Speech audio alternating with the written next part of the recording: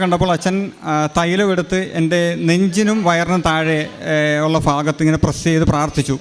അപ്പോൾ ആ ഭാഗത്ത് എനിക്ക് കുറച്ച് ബുദ്ധിമുട്ടുകളുണ്ടായിരുന്നു. അപ്പം ആ സമയത്ത് അച്ഛൻ പ്രാർത്ഥിക്കുന്ന സമയത്തൊക്കെ എൻ്റെ മനസ്സിലൂടെ കടന്നു വരുന്നതെന്ന് വെച്ച് കഴിഞ്ഞാൽ എന്നെ ഭയപ്പെടുത്തുന്ന ഭയങ്കര ചിന്തകളാണ് എനിക്ക് വന്നുകൊണ്ടിരിക്കുന്നത്. അപ്പോൾ ഞാൻ അച്ഛനോട് പറയുന്നുണ്ട് പതുക്കെ, അച്ഛൻ എനിക്ക് സൗഖ്യം വേണം, സ്കാനിങ്ങിന് പോകുമ്പോൾ മാതാവിൻ്റെ കൂടെ വരണമെന്നൊക്കെ അച്ഛനോട് ഞാനിങ്ങനെ പറയുന്നുണ്ട്. അച്ഛൻ മൂളുന്നുമുണ്ട്. അപ്പോൾ എനിക്ക് പ്രത്യേകിച്ച് അപ്പോൾ ഞാൻ മാതാവിനോട് പറഞ്ഞു, മാതാവ് എനിക്ക് സൗഖ്യം വേണം എന്ന് മാത്രം പറഞ്ഞു. അതിനുശേഷം എൻ്റെ കയ്യിൽ ക്രൂശിത രൂപം അച്ഛൻ തന്നിട്ടുണ്ടായിരുന്നു, അത് വാങ്ങിച്ച് അതുവരെ പ്രക്ഷുബ്ധമായിരുന്നു എൻ്റെ മനസ്സ് ഭയങ്കരമായിട്ട്. അപ്പോൾ ഞാൻ എൻ്റെ തലയിലോട്ടും അച്ഛൻ ആ ക്രൂശിത രൂപം എടുത്ത് വെച്ച ആ സെക്കൻഡിൽ, പണ്ടൊക്കെ എനിക്ക് ഇങ്ങനെയുള്ള സാക്ഷ്യങ്ങളൊക്കെ കേൾക്കുമ്പോൾ ഞാൻ കോമഡി എന്നൊക്കെ പറഞ്ഞ് തള്ളിക്കളയുമായിരുന്നു. നമുക്ക് ഒരു ഹാലുസിനേഷനോ അല്ലെങ്കിൽ നമുക്കുണ്ടാകുന്ന ഒരു ചിന്ത എന്നൊക്കെ നമുക്ക് തോന്നുമായിരുന്നു.